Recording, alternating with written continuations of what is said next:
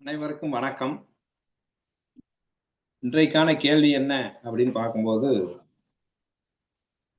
இந்த நெருங்கிய உறவுகள் இருக்கிறாங்க, ரொம்ப க்ளோஸ் ஃப்ரெண்ட்ஸா இருக்காங்க. திடீரென்று அவர்கள் என்னிடம் பேசாதே அப்படின்னு சொல்லிட்டு, காரணமும் கேட்காதே அப்படின்னு ஸ்ட்ராங்கா சொல்லிட்டு போனை பிளாக் பண்ணிடுறாங்க, பேச மாட்டேங்கிறாங்க. ஸோ இந்த மாதிரி சூழலை எப்படி எதிர்கொள்வது? ஸோ இதுதான் கேள்வி.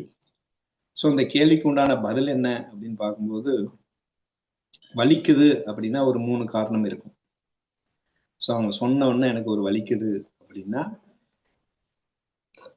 3 காரணம். தமசிக்குல இருந்து பார்த்தோம் அப்படின்னா சுயநலம். இங்க ஒரு இன்பம் கிடைத்து கொண்டிருந்தது, அந்த இன்பம் தொலைந்து விடுமே, மீண்டும் அந்த இன்பம் கிடைக்காதே, ஒரு சுகம் போய்விடுமே அப்படிங்கிறதுனால ஒரு கஷ்டம் வரும். இது தமசிக்குல வர்ற கஷ்டம். ரஜசிக்குல அந்த பிரஸ்டீஜ், ஈகோ. ஸோ தோத்து போயிட்டோம், நம்மை இகழும் அளவுக்கு நம்மளை ஒருத்தங்க அவாய்ட் பண்றாங்கன்னா அங்க ஒரு ஈகோ ஹட்டு. அந்த ஈகோ ஒரு அடி வாங்குது, பிரஸ்டீஜ் கீழே இறங்குது, தோத்துட்டோம் அப்படிங்கிற ஒரு அகங்காரம், இதெல்லாம் சேர்த்து வச்சு ஒரு அலைக்கழித்து விடுது. அது ரஜசிக்ல இருந்து வர்ற கஷ்டம். அதுவே சாத்விக்ல இருந்து கஷ்டம் அப்படின்னு சொல்லும்போது, ஒரு நாலேஜ் மிஸ் ஆகுது. அவங்க கூட இருக்கும்போது நல்லா நாலேஜ் இருந்தது, நான் இம்ப்ரூவ் பண்ணிட்டு இருந்தேன், ஷேரிங்க்கு நல்லா இருந்தாங்க. பட் ஆனா அந்த நாலேஜ் மிஸ் ஆகுதே அப்படிங்கிற ஒரு வருத்தம் இருக்கும். ஸோ இதுதான் கஷ்டம்னா இந்த 3 இதெல்லாம் இருக்கும். ஸோ இதுல ஆமா, இந்த இடத்துல குணாதீதனாக இருந்தால் எப்படி எடுத்துக்கிறோம் அப்படிங்கிறது தான் மேட்ரு.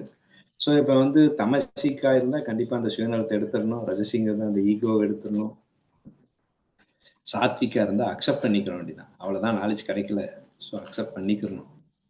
ஸோ ஆனா குணாதீதனாக இருக்கும் பட்சத்துல அதை எப்படி எதிர்கொள்வார் அப்படின்னு பார்க்கும்போது, அந்த குணாதீதன் அப்படிங்கும்போது முதல்ல அந்த வலி இருக்கலாம், இருந்தா அதுல கொஞ்சம் கூட அட்டாச் ஆகாம, ஸோ ரிலாக்ஸ்டாக அதை ஓகே அப்படின்ட்டு முழுமையான ஒரு அனுபவத்தை ரிலாக்ஸாக அனுபவிச்சுட்டு ரிலாக்ஸ் ஆயிடுவார்.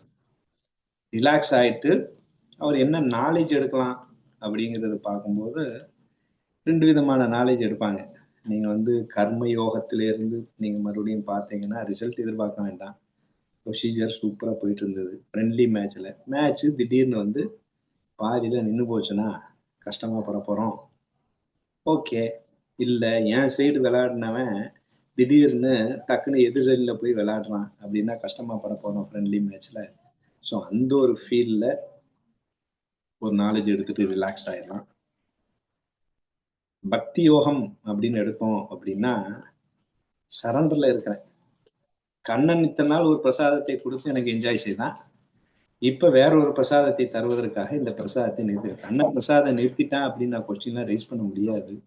So I am a beggar, I am not a chooser. ஸோ இது நாள் வரைக்கும் அவன் கொடுத்ததே பெருசுன்ட்டு இத்தனை நாள் அவன் கொடுத்ததற்காக நன்றி சொல்லி மனம் நிறைந்து அப்படியே அதை முனமுந்து ஏற்றுக்கொள்வேன். அப்ப நன்றி உணர்வோடு இருக்கிறவன் போதும் போதும் தான் சொல்லுவான், வேணும் வேணும்னு கேட்க மாட்டான். அதை போதும் போதும்ங்கிற ஃபீல்ல அதை அவன் எதிர்கொள்வான்.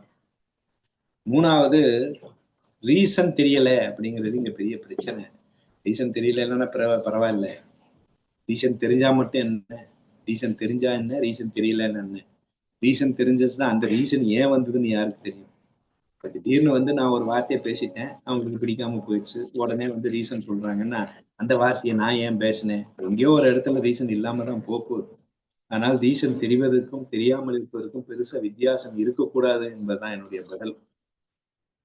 ஸோ இன்னொன்னு, ரீசன் தெரிஞ்சா அந்த சாதகா பீரியட்ல தன் தவறை திருத்திக் கொள்வதற்கு ஒரு வாய்ப்பாக இருக்கும். குணாதீதனாக இருக்கும் பட்சத்துல ரீசன் அவசியம் இல்லை. ஸோ அவன் தெளிவா தான் இருக்கான் அப்படிங்கிறது போகுது. இப்ப கண்ணன் அந்த கோபியை தூக்கி கொண்டு செல்கிறான். அவன் தன்னுடைய தான் தான் ஸ்பெஷல் அப்படின்னு சொன்னவன தப்புன்னு விட வேண்டியது இருக்கு. அப்ப விட வேண்டியது இருக்கு அப்படின்னா ரீசன் தெரிஞ்சு விட்டானே, ரீசன் தெரியாம விட்டானேங்கிற மாதிரி தான் இங்க. அப்ப எங்கேயோ ஒரு ஈகோ உள்ள வந்தவொடனே அங்க சூழல் விட வேண்டியது இருக்கு, அவ்வளவுதான். ஸோ அப்ப அதே மாதிரி இந்த இடத்துல கண்ணன் நம்முடைய ரோலு இவ்வளவுதான், உன் ரோல் முடிஞ்சு போச்சுப்பா, வேற ஒரு ஆளை வச்சு அந்த ரோலை பண்ணிக்க போறேன் அப்படின்னு சொல்லிட்டாங்க. ஓகே அப்படின்னு சொல்லிட்டு அதை சந்தோஷமாக பக்தி யோகத்துல எடுத்துக்கொள்வாங்க. இப்படிதான் அவங்க ஒரு நாலேஜ் எடுத்து ரிலாக்ஸ் ஆகிக்கிறாங்க. அதே சமயம் அந்த வழியில கொஞ்சம் கூட பாதிப்பு இல்லாமல் ஒட்டாமல் ரிலாக்ஸ் ஆவாங்க. இன்னொன்னு சுதந்திரம்னு ஒண்ணு கொடுக்கணும்.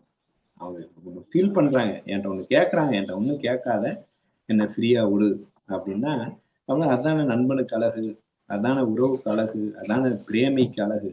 அவனை சுதந்திரமாக விட்டு அதை ரசிப்பதுதான் பிரேமியின் அழகு. என்னிடமே இருந்து, எனக்காகவே இருந்து, என் இஷ்டத்துக்கே இருந்து, என்ன இருக்கணும் அப்படிங்கறதெல்லாம் ஒரு பொசசிவ்ல வந்துடும். அதனால அவங்களுக்கு அந்த முழுமையான சுதந்திரத்தை கொடுத்து அந்த சுதந்திரத்தை ரசிக்கும் ஒரு மனப்பான்மையை எடுத்துக்கொண்டால் ஆட்டோமேட்டிக்கா இந்த விஷயத்துல இருந்து வெளியே வந்துடலாம் அப்படிங்கிறது என்னுடைய பதில்.